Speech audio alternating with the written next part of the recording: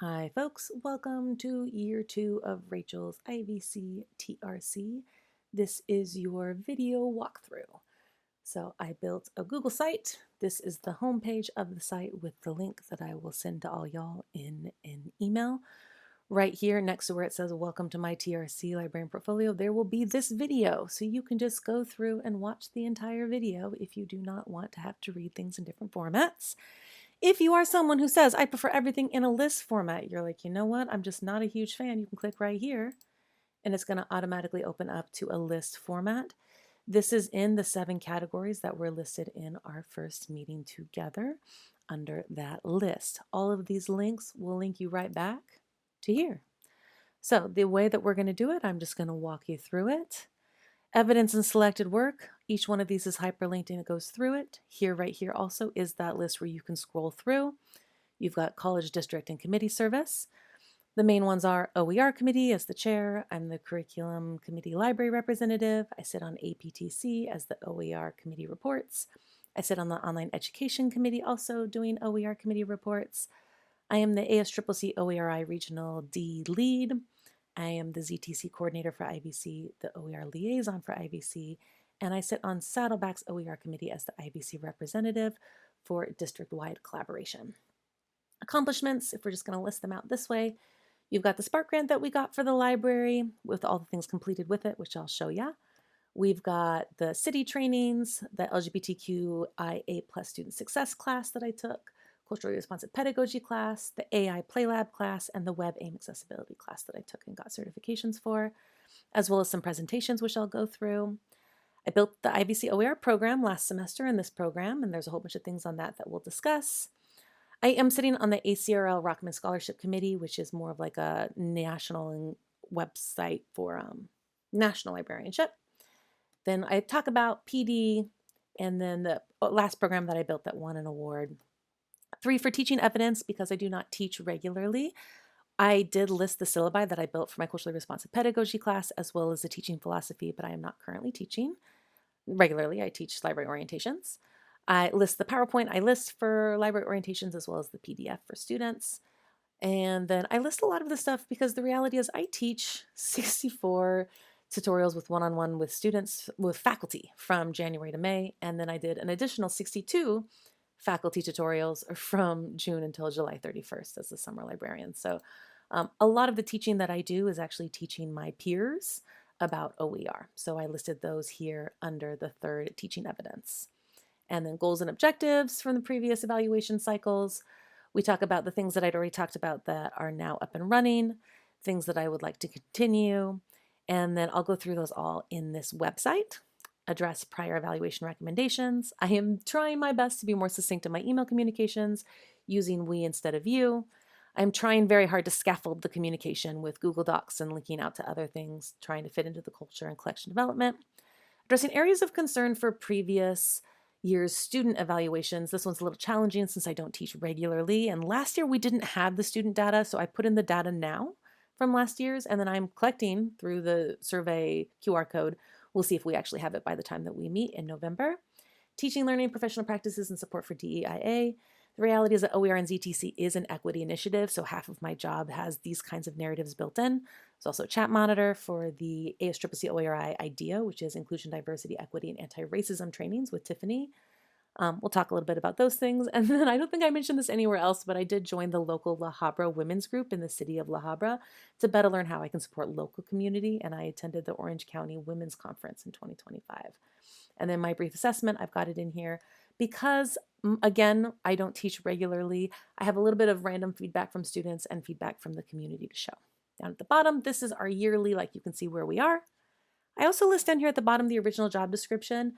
And then this is highlighted because this went out to the ASCCC OERI because they were looking for job descriptions specifically that had OER built into them. So that's what the highlighted sections are.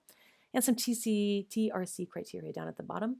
For every single one of these pages, you can either scroll up to the top, you can navigate it over here on the left-hand side. If you're on a smaller screen, it'll be 3 little lines. Or you can scroll down to the bottom and just automatically takes you through each of the pages. So this is my self-evaluation. I am not going to read the entire thing to y'all. Last year, I used Brene Brown's quote, "You are responsible for the energy you bring into the room." from The Power of Vulnerability. This year I did Calvin Coolidge. Nothing in the world can take the place of persistence. Talents will not. Nothing is more common than unsuccessful men with talent. Genius will not. Unrewarded genius is almost a proverb. Education will not. The world is full of educated dialects. Persistence and determination alone are omnipotent. The slogan, press on, has solved and always will solve the problems of the human race. And I don't remember where that came from, so I will find the actual citation. So in here, I like to do my self-evaluation through a lens of service because I believe that librarianship is service. To be a librarian is to serve your community. So this is service to the library, specifically service to IVC, OER and special projects, which is service to the library and IVC, professional development, reflection, and next steps. And then my little bio. And if you scroll to the bottom, you can just click to the next one. Librarianship, I combined these last year. I had these all as separate categories, but because they are all so integrated, and it's going to do that where it flips on you like that as it loads. So yeah, it's loading. So as it loads, it will do that. So just scroll back up to the top. So this is the description of it. Here's a summary of the list of general duties that I did for the library specifically. Here you can see the ACRL Rockman Scholarship Committee. I'm not listed on their website, but I have done it. This is my second year doing it. So here you can see syllabi specifically. You can just scroll through them right here. You can also click on this little button right here and actually open them up in a Google Doc as well and view them. This was created using some of the content from Dr. Eidelman, who teaches this class regularly, and then adapted and formatted and added to by me in the closely responsive pedagogy class, along with the teaching philosophy. Then we have a PowerPoint. So this is the one that I give. I gamify it. So a lot of these questions, when they have multiple things on them, these are where I give true or false questions, and if they get it right, they get candy. So this is the whole thing. All of these, a lot of the graphics are things that I've built, and it's just a lot of fun. So it's one of my favorite things to do with students. And then down here we have goals, past goals, and then future goals, which are listed. So past goals, we had things like expand opportunities for research with students, pursue ways of basically interacting more with students and supporting students, and we got the Spark grant to really help with that. Future goals, I would love to do a library program. So my 4-year-old golden retriever, Papaya, she just passed her AKC-CGC official certification as well as the therapy prep program with an exemplary. So she is ready to go as soon as I can find a way to get us covered under insurance with a vendor that's already approved by IVC. I did build a proposal for a pet literacy program. And then the second thing, one of my weaknesses was collection development. So if you scroll down here, you have a tough topics, which I think will help me interact more with our collection as well as provide targeted service for our community. And there's a pitch document right here. If you click out to it, you'll be able to see this is what I actually presented to the other librarians and said, hey, this is something that I'm interested in. This is probably how I'm going to organize it and go about it through these different categories. All right, and if you scroll down here, this is where we have the student engagement deliverables or evidence. And again, because I do not teach regularly, some of these things are not as comprehensive or as big or as built out as instructional faculty would be. So I list things like this when I get random feedback from students. I also have something from a woman who shadowed us at the desk, participated in Banned Books Week. I got to be the photographer for them, and that was really fun to return to some photography. This last year, we didn't have this on hand because it came in after the TRC was completed. So I listed it this time so you all could see it because last time we didn't have this in here. The ones from this year, I'm going to hope that they get here in time, but I am filling them out now with students. But if they don't get there, at least we have the ones from last year that y'all didn't get to see. I just list outreach reference shifts and the library instruction workshops. You can see the actual dates. And then this is the Library Spark Grant running ZTC degree feasibility with student researchers. You can just see some of the different things. This right here will link out to, if you want to see all the different documents related to the Spark Grant, all right there. And then if you scroll down, these are going to give you the big forms that we're working on right now. So we've just finished these. They're all in here ready to go. They are all operational. So scroll down to professional development. Here we have just the list again. My program that I built in the Central Valley that I supported through the summer of 2025 won the Exemplary Program Award for community colleges. And because I was still supporting it, I get to claim partial victory for that, which is fun. Completed a lot of other things which I have here. So I completed a certificate for WebAIM, which was about accessibility in digital environments. I completed the Play Lab with Berkeley for AI bots, which has actually been really helpful in building AI prompts for copy editing and OER. Fun cross-reference there. We have a certificate of achievement. I finished the LGBTQ plus student success, identity, intersectionality, and advocacy in education, which came with a fun badge and a class. And then I also completed the equity and culturally responsive teaching badge, which was a course that I took. So super fun there. I did 4 city trainings. So information privacy and security, researchers, information privacy and security, human subject researchers, and social behavioral. We have the conflict of interests, and we have responsible conduct and research. So celebrations, here's where you can actually see LibreText celebrated, and my name is listed specifically as the award, one of the award winners. It was a really fun thing to get to be a team effort on that. And here's the award for the Spark Grant, just evidence from that. Past letters of recommendations from faculty. And then we go down to OER. So my special project, which I believe is 19 hours a week, is OER. And then I have an additional 4 hours of reassigned time. Anytime you go to a new page, it's going to do that where it automatically reloads, especially when I have a ton of images in here. So just know when you go to each new site, it's going to do that a couple times because it's reloading all of the images and slides and everything that I've uploaded here. So here's a summary of the OER program at IVC. Here's just a timeline. If you're looking at it, this is my interpretation of the timeline at IVC and where we're going with it. Next steps for the OER program. This is the Gantt chart, the project management document that we build so that we can actually track all of them. You can see down here at the bottom if you're interested. So like you can go to the tiered stipend model, you can go to the rubric, you can go to any of these different ledgers. Everything in here, if you want to look at the different ledgers, it's all in there in this one parent document. If you're looking for specific OER resources for faculty, the reality is while I do not teach students all the time, I do teach my peers a lot. So they need a lot of resources. So these are all the resources that I've built for faculty, along with some infographics, because we all know that often visuals are a great way to explain concepts. So we're having an issue with the understanding of what OER evaluation is. So we built this one to understand compliance with legislation. What the difference is books. We were having people use the word nonfiction very, very loosely. Or very, very narrowly. It was a little odd. And they didn't understand that modalities and rights and access are not necessarily tied to fiction or nonfiction. So that one was actually the most important, as well as understanding how you get to ZTC, that it can be from open scholarship, but other things the library has to pay for. This one was a hard concept for a lot of people.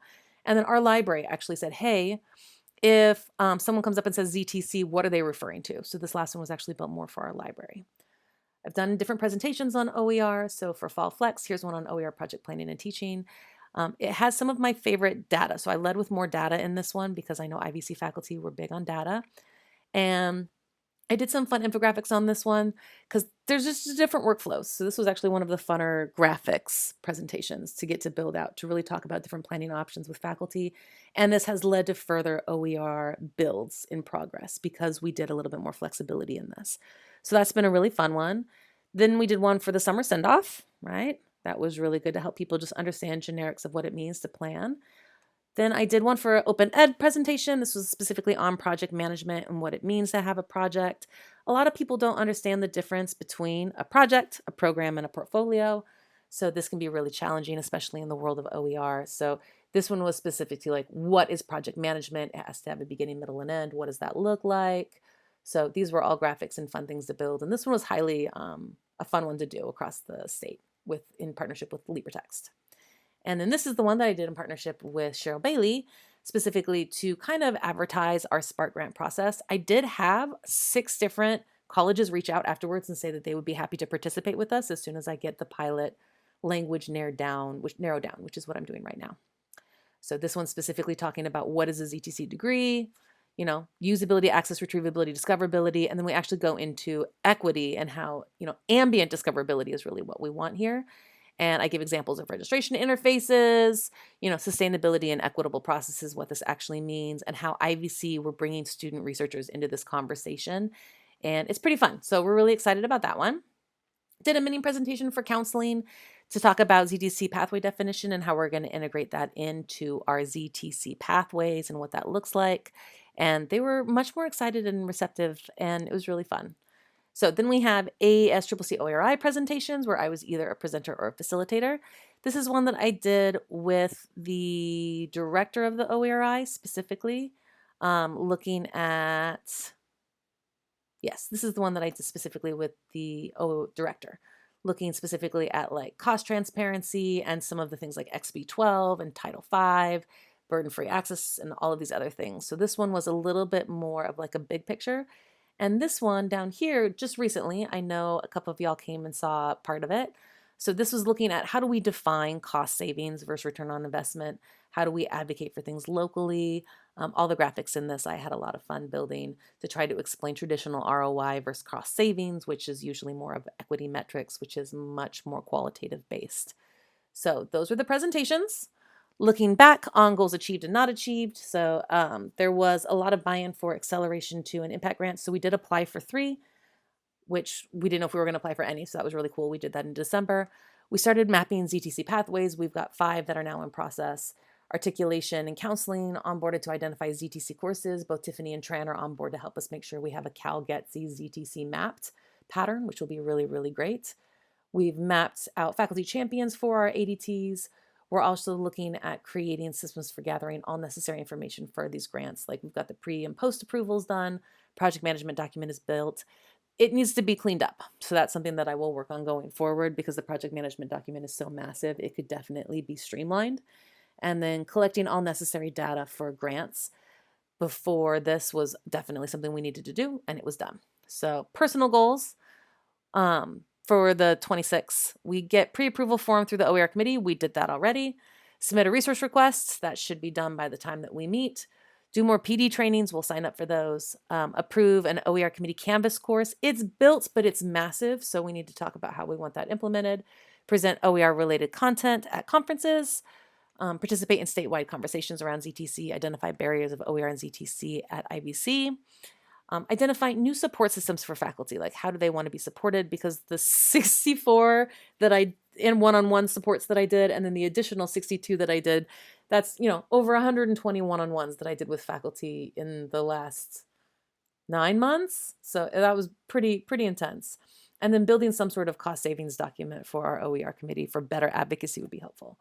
So one of the main places that we list things for faculty is in the do-it-yourself faculty resources, which has a ton of stuff all built out. You can see that right through here and navigate through it. And then we did pioneer an AI OER technique with proof of concept. This was built in partnership with Kalinga College because I was still working there as an adjunct. Basically, the idea is there are a lot of people with wealths of knowledge within them, but they're not authors. They're not written word people, but they have a deep wealth of experience and knowledge. So how do we gather that? How do we put that in a textbook? So what we thought we would do was we actually had subject experts wear a audio thing, and we said just wear it into the bathroom, wear it whatever. No human is ever going to hear the recording. And then we had that recording turned into a transcript using Otter AI. And then from there, with a whole bunch of really complex prompts, we had it build out and actually make us base content that could then go into a textbook that then the subject expert could then go back and edit and just say, oh, it's missing this procedure. It's missing this procedure. This will work really well for lab manuals, anything that's procedure based, or for any kind of knowledge that doesn't have a really robust written word already, or maybe the written word is too complex for the user.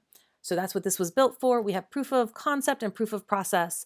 The prompt building for it is really intense. And then because of this, because it is pretty cutting edge, we are presenting on December 3rd with the OERI and Kalinga College as a joint effort to talk about the second one, ethical versus questionable. What is and isn't ethical when it comes to the use of AI? So like, you know, technically spelling and alphabetizing is now considered generative AI. Reformatting and summarizing, UX, aggregation, and authoring, where do we fall on this? And then also when you do your prompt buildings, like what we're talking about is we give it the content, it's not pulling from the World Wide Web. So it's locked up and all it's doing is aggregating it for us. But if you're having it pull from the World Wide Web, what does that do? It's both considered generation. So this is one of the things that we're talking about as of December.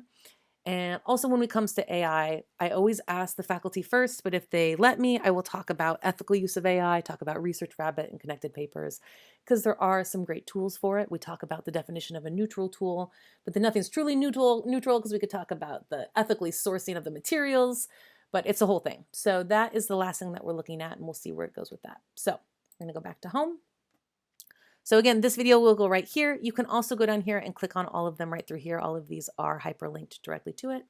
You should be able to just click the back button, the forward button, scroll down to the bottom and click through whatever works for you. Anything that is embedded in like this, sometimes it'll just take a minute to load, but you can always click here if you want to look at it separately in a new tab.